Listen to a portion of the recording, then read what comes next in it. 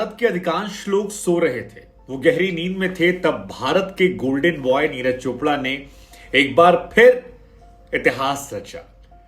नीरज और गोल्ड जो है वो एक दूसरे के पर्याय बन चुके हैं, क्योंकि नीरज जहां जाते हैं वहां ऐसा लगता है गोल्ड पर निशाना लगाकर उसे ले आते हैं।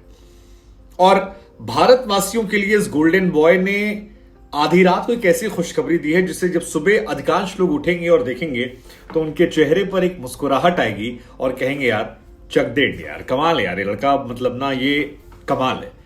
वैसे ये जो वर्ल्ड चैंपियनशिप में गोल्ड जीता गया ये कमाल इस लिहाज से भी है क्योंकि इवेंट के 40 साल के इतिहास में भारत ने कभी भी यहां पर सोना नहीं जीता था।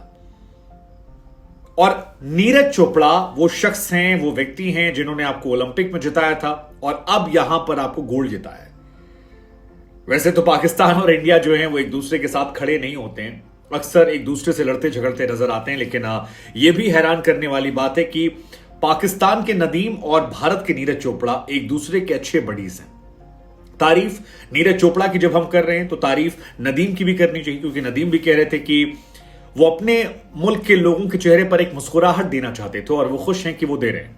लिमिटेड रिसोर्सेस में, कम फैसिलिटीज में उन्होंने भी अपने आप को मजबूत किया और सिल्वर लेकर आए। नीरज हमारा गोल्डन, पाकिस्तान सिल्वर, कमाल की जोड़ी भी। और बार बार हम कह रहे हैं कि नीरज चोपड़ा जो है वो इतिहास रचने में मास्टर आदमी, मतलब इतिहास और नीरज ये एक दूसरे के पर्याय हो चुके हैं। ओलंपिक के 120 साल के इतिहास में पहली बार गोल्ड जीतने वाले पहले एथलीट जो थे हमारे नीरज चोपड़ा, अब वर्ल्ड चैंपियनशिप में भी इतिहास रचते हैं क्योंकि यहां भी वो फर्स्ट है, जैसा कि हमने आपको बताया।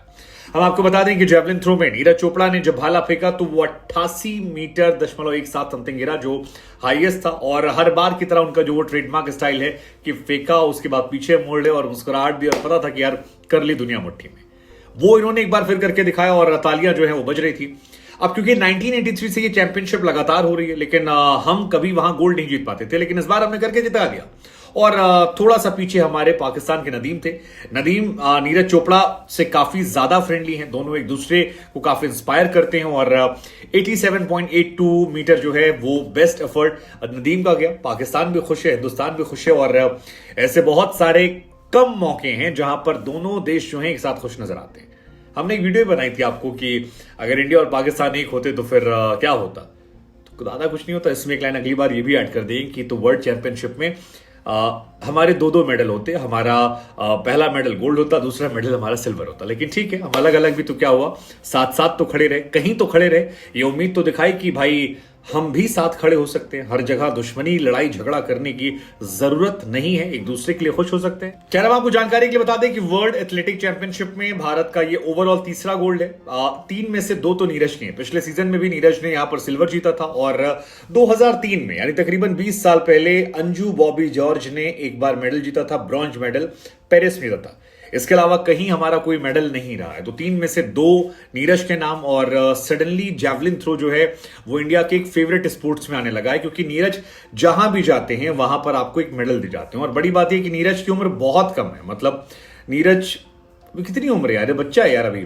तो नीरज चोपड़ा का जो पर्सनल बेस्ट है वो 89.94 है। इस सीजन में जो उनका बेस्ट था वो 88.7 था। और अगर इनके अचीवमेंट की आप बात करेंगे तो अचीवमेंट्स की तो भरमार है इस 25 साल के लड़के के पास। टोक्यो ओलंपिक 2020 में बंदा गोल्ड मेडल लेकर आता है, गोल्ड मेडल टोक्यो ओलंपिक में first time ever in India हमने जीता था। एशियन गेम्स में 2018 में भी बंदा गोल्ड लेकर आता है। वर्ल्ड एथलेटिक चैंपियनशिप में 2022 में लास्ट ईयर गया था तो वहां ये बंदा सिल्वर लेकर आता है। तब भी ये रिकॉर्ड बना था क्योंकि तब भारत का ये सिर्फ दूसरा मेडल था, और तब भी हम प्रफुल्लित थे, गौरवान्वित थे, खुश थे, फक्र महसूस कर रहे थे। उसके बाद कॉमनवेल्थ आता है 2018 में, उससे पहले वहां भी गोल्ड था। डायमंड लीग खेलने गया ये बंदा 2022 में, वहां भी गोल्ड था। और अब एशियन चैंपियनशिप में जब ये बंदा खेल रहा है तो एक बार फिर यहां पर गोल्ड मेडल जो है वो यहां देखने को मिलता है। तो यार नीरज, आपके लिए एक बार जोरदार तालियां हो जाएं यार। नदीम आपके लिए भी हो जाएं, क्योंकि आप दोनों अपने अपने देश। नीरज चोपड़ा को अब तक अर्जुन अवार्ड, पद्मश्री अवार्ड और मेजर ध्यानचंद अवार्ड तीनों मिल चुका है, और बहुत सारे और सम्मान ऐसे हैं जिसके वो हकदार हैं, और मुझे लगता है आगे आने वाले समय में उनको मिलेगा।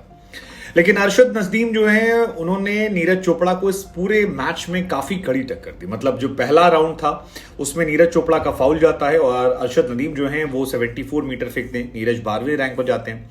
सेकंड में नीरज चोपड़ा आते हैं और सेकंड वाले में ही वो थ्रो करते हैं जो सीजन का बेस्ट थ्रो आता है।